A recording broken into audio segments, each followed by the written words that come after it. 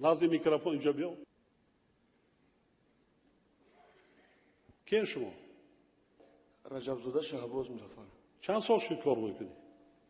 1 سال و 8 ماه محترم جناب عالی. 1 سال و 8 ماه؟ بله. چند خانه داری؟ راست شگو. 3 تا محترم جناب عالی. چند ماشین داری؟ 1 تا. 1 تا نه، راست شگو. محترم من جناب دارم دستم.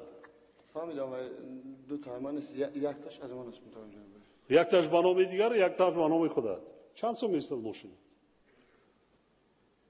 چند زبانی خارجی را میدونی؟ 3 زبان محترم جناب عالی. کجا را ختم کردی؟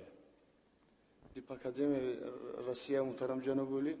دروغ میگوی، ختم نکردی. کنسولش بله بله. ختم نکردی، دروغ نگو. بله ختم کرده نیستم محترم جناب عالی. با سبب های پیشت کردم برای نداشتن سواد.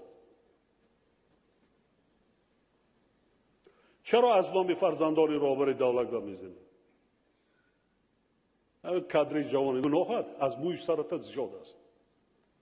فهمیدی؟ در کدام ساختاری کار کردی؟ از جای تو جزا قطعی پیشت کردم.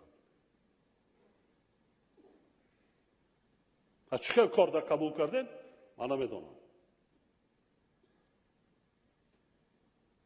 یگان کسی اطاعت نمیکند. سلام نمیکند حتی. چی؟ تو یگان باز از آسمان چکیدی؟ نه محترم. قانون برای چی؟ قانون برای کی است؟ گناه نداری؟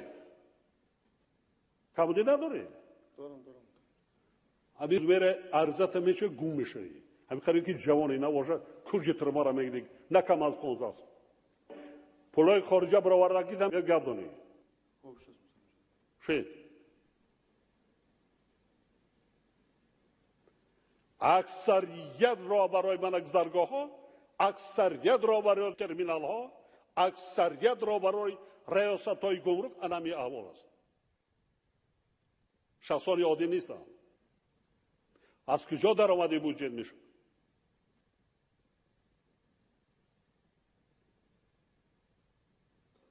کجا را نگاه میکنید شما؟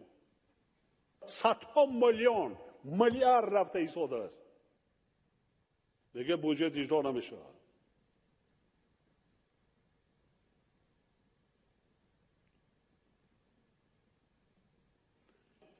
آموزگار 10-12 ساعت روزی دراز راه میکنه، 700 تومان میگیره. اجرای این کارها برای تاجیکستان همچون کشور